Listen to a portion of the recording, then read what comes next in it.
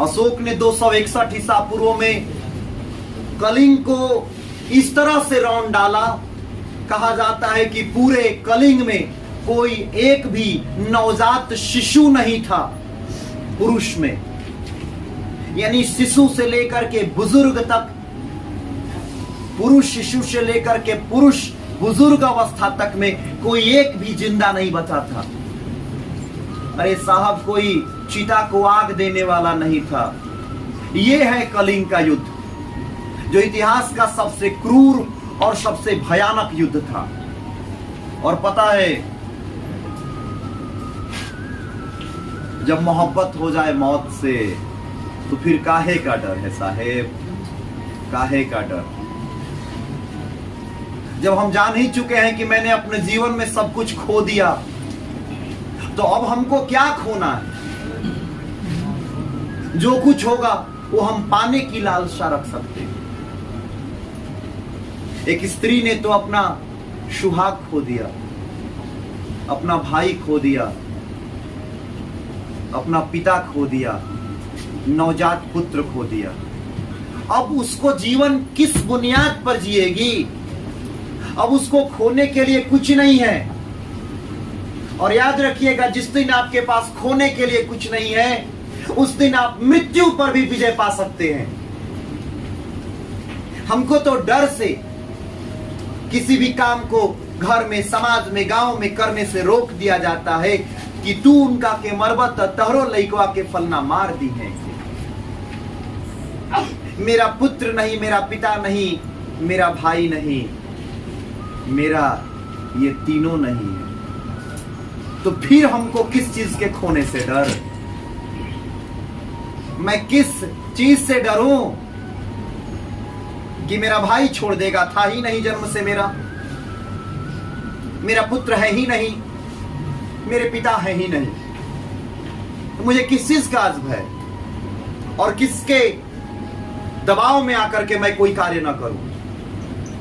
जब मेरा है ही नहीं तो मैं मुक्त हूं, निडर होकर काम कर सकता हूं। महिलाओं ने गमछी बांधा चेहरे पे,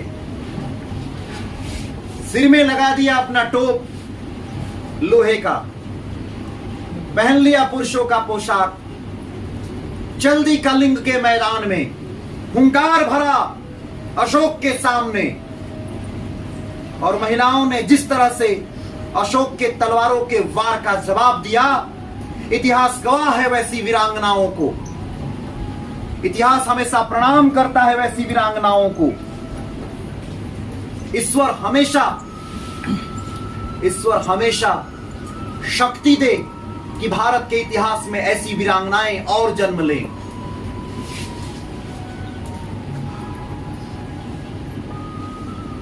तलवार के प्रहार करने के दौरान जैसे ही चेहरे से नकाब निकला, अशोक दंग रह गया। उसने कहा, यह युद्ध नीति के विरुद्ध है। युद्ध में शिशु, अपाहिज, बूढ़े और महिलाओं पे वार नहीं किया जाता है। ये आज तुमको याद आ रही है नीति? मेरे दूध मुहे बच्चे को मारने के समय याद नहीं आई थी? मेरे बुजुर्ग पिता को मारने के समय याद नहीं आई थी? तलवार उठाओ, युद्ध करो मुझसे।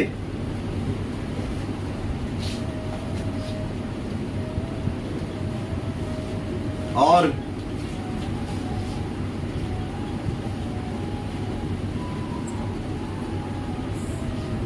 विजय पाओ या फिर शरणागति स्वीकार करो।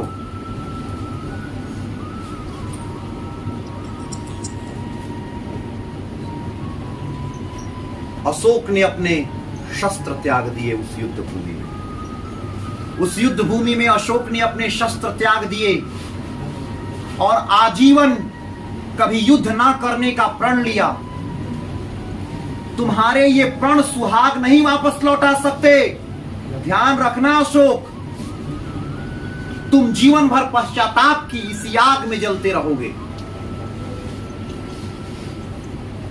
और तब से अशोक ने अपने 8 वर्षों की इस गुजारी हुई जिंदगी को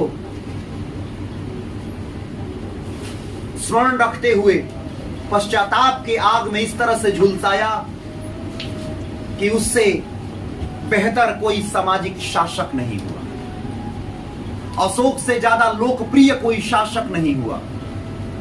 अशोक से ज्यादा लोक कल्याणकारी कार्य करने वाला प्राचीन भारत में कोई ऐसा सम्राट नहीं हुआ।